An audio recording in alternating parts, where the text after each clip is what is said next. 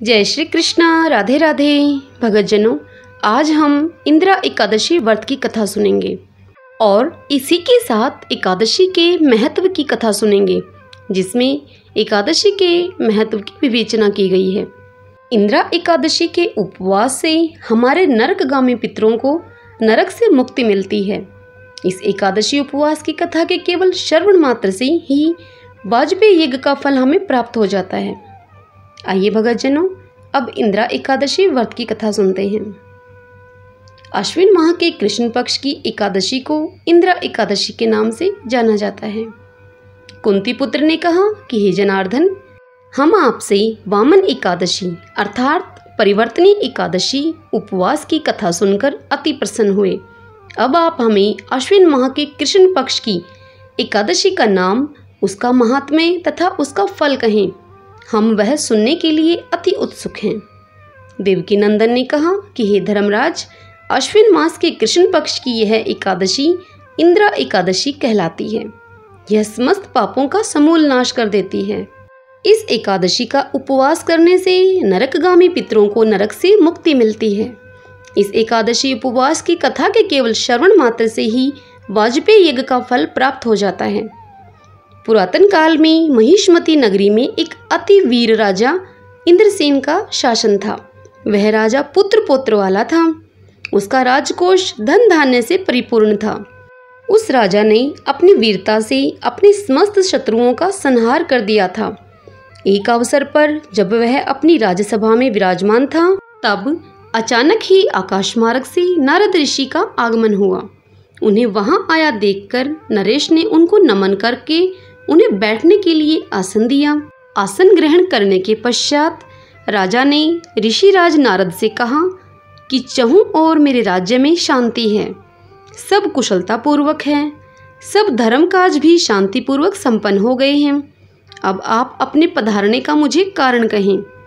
नारद ऋषि ने कहा कि हे नरेश, मुझे एक महान आश्चर्य हो रहा है।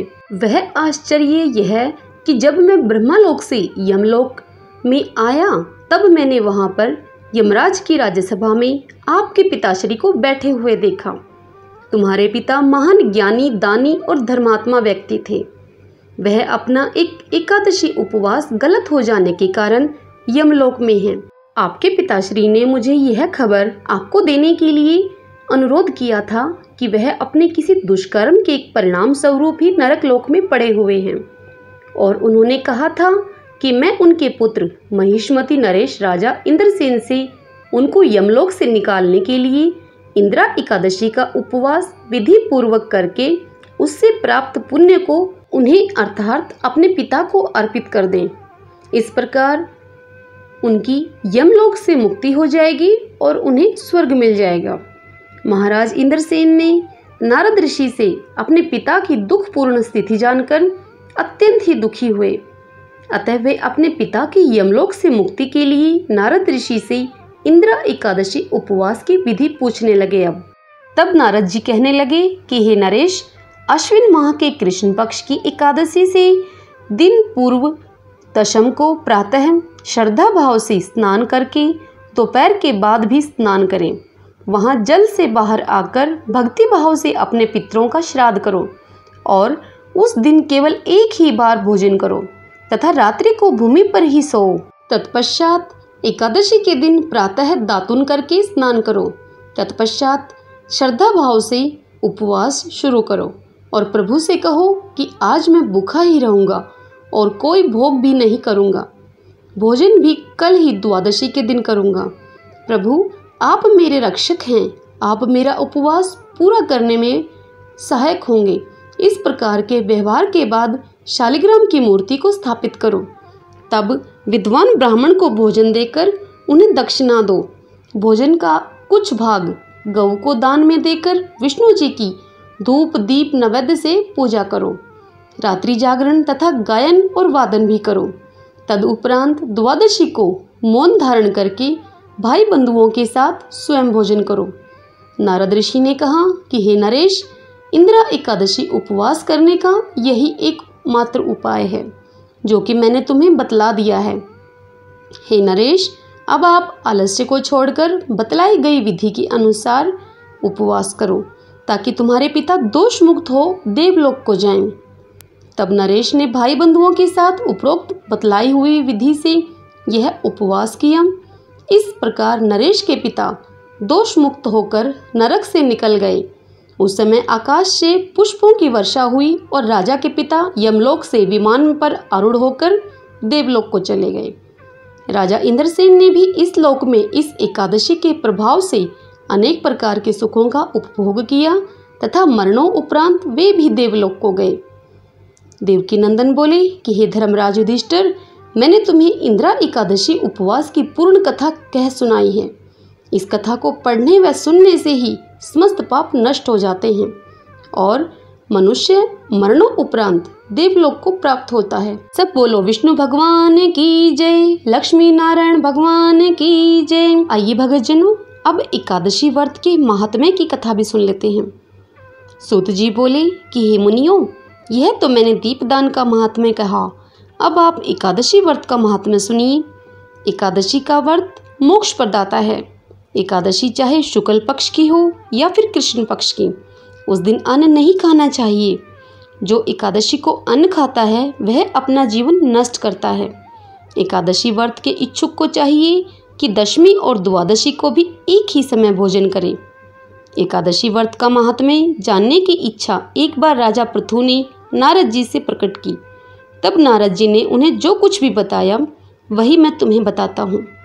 नारद जी बोले कि हे राजन, गंगा के समान कोई तीर्थ नहीं, माता के समान कोई गुरु नहीं, विष्णु के समान कोई देव नहीं और अन्न न खाने के समान कोई तप नहीं, शांति के समान संसार में कोई भी सुख नहीं, सत्य के समान कोई ज्योति नहीं और कार्तिक के समान कोई मास नहीं, ज्ञान से बड़ा कोई भी लाभ नहीं और एकादशी के समान कोई व्रत नहीं। व्रत करने वाले इच्छुक को चाहिए कि प्रातःकाल उठकर भगवान का पूजन करें, पुराणों की कथा सुने और रात्रि को जागरण करें। अब आप इस संबंध में एक प्राचीन कथा सुनिए। हे राजन, नर्मदा नदी के तट पर गालो मुनि का एक बड़ा ही शोभायुक्त और मनोरम आश्रम था। उनका पुत्र भद्रशील भगवान विष्णु का परम भगत था।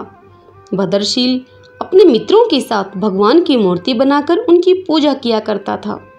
उसके मित्र भी भगवान की पूजा करते थे। तत्पश्चात वह अपने मित्रों को उपदेश देता था कि वे एकादशी का व्रत भी करें।